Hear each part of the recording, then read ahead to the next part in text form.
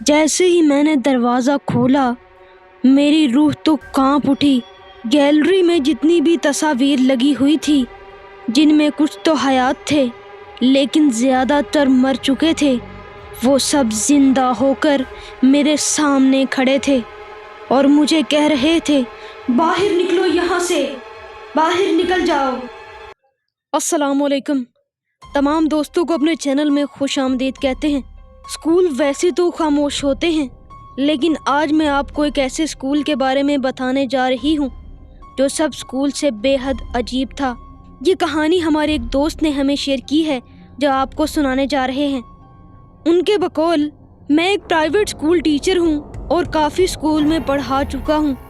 یہ اسکول میرے لیے نیا تھا، پرانے اسکول کو الوداع کہہ کر یہ اسکول جوائن کیا۔ مجھے پہلے دن سے ہی اسکول بہت خاموش سا لگا۔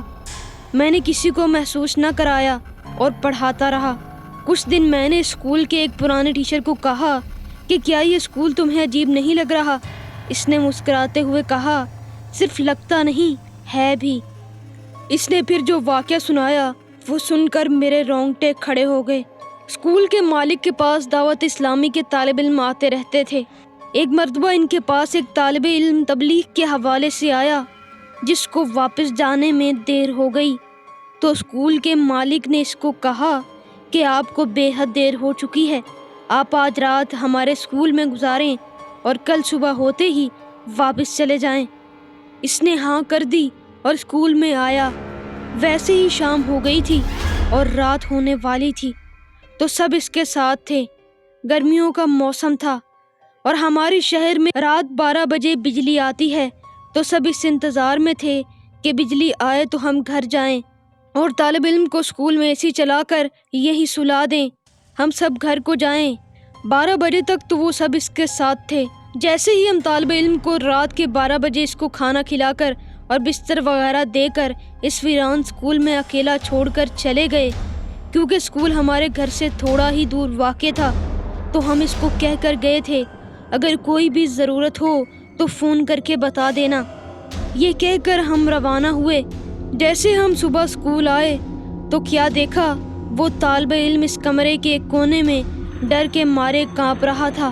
ہم نے اس سے پوچھا کہ کیا ہوا، تو اس نے بتایا، جیسے آپ اسکول سے گئے تو میں نے سونے کا سوچا، کیونکہ مجھے فجر کو اٹھنا تھا تو میں نے جلدی سونے کا سوچا، لیکن میں جیسے ہی سونے کے لیے بستر پر لیٹا تو اسکول کا باہر والا گیٹ کھٹکتا سنا۔ میں نے سوچا آپ آئے ہیں، پھر سے میں دروازے پر گیا۔ جیسے ہی میں نے دروازہ کھولا اور دیکھا وہاں کوئی بھی نہیں تھا۔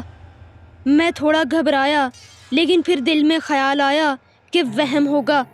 میں پھر اندر کمرے میں آیا اور اندر والا دروازہ بند کر کے سونے لگا۔ میں جیسے ہی سونے کے لیے بستر پر لیٹا تو میں نے پھر دروازے کے بجنے کی آواز سنی۔ پھر میں دروازے کی طرف دوڑا، دیکھوں کہ کون ہے جو اتنی رات کو تنگ کر رہا ہے۔ میں جب دروازے پر پہنچا تو میرے رونگٹے کھڑے ہو گئے، کیونکہ پھر سے وہاں کوئی نظر نہیں آیا۔ اب میں جان گیا تھا کہ کچھ تو ہے۔ پھر میں اب ڈر بھی رہا تھا اور سوچ بھی رہا تھا کہ ہو سکتا ہے میرا وہم ہو۔ اس طرح دل کو تسلی دیتے ہوئے میں اپنے کمرے میں داخل ہوا اور بستر پر لیٹنے لگا۔ جیسے ہی سونے کے لیے بستر پر لیٹا تو پھر دروازے پر دستک ہوئی، لیکن اس بار گیٹ پر نہیں بلکہ میرے کمرے پر دستک ہوئی۔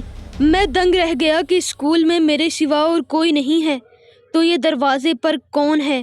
یہاں میرے دل کی دھڑکن تیز ہو گئی اور میں ڈر کے مارے ورد کرنے لگا۔ میں نے ہمت کی اور دروازہ کھولنے کے لیے آگے بڑھا۔ جیسے ہی میں نے دروازہ کھولا میری روح تو کانپ اٹھی۔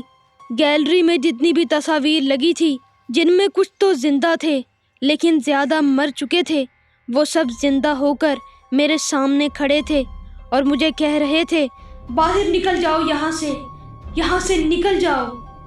میں نے جلدی سے دروازہ اندر سے لاک کر دیا لیکن دروازہ خود بخود کھل گیا اور وہ سب مجھے گھسیٹ کر باہر لے گئے اور پتہ نہیں کیا پڑھنے لگے۔ میں خوف کے مارے بے ہوش ہو گیا، لیکن میں جب ہوش میں آیا تو پھر کوئی بھی دکھائی نہیں دیا۔ میں نے اپنا موبائل بے حد تلاش کیا لیکن نہ ملا۔ پھر جب صبح سورج طلوع ہونے کے بعد میں باہر نکلا تو وہ صحن میں گرا ہوا ملا۔ مجھ پر اس قدر خوف طاری ہو چکا تھا کہ پوری رات ایک کونے میں بیٹھ کر گزار دی اور وہاں سے ہلنے تک کی ہمت نہ رہی، اور بس یہ انتظار تھا کہ کب صبح ہو اور کب میں اسکول سے نکلوں۔ اس کے بعد کبھی کسی کو اسکول میں رات کو اکیلا نہ رہنے دیا۔ امید ہے کہ آپ کو یہ ویڈیو پسند آئی ہوگی۔ اگر آپ کو ویڈیو پسند آئے تو میرے چینل کو لائک اور سبسکرائب ضرور کریں، اور اگر آپ کے ساتھ بھی ایسا کوئی واقعہ پیش آیا ہے تو ہمیں اپنی آڈیو ٹیپس ضرور سینڈ کریں۔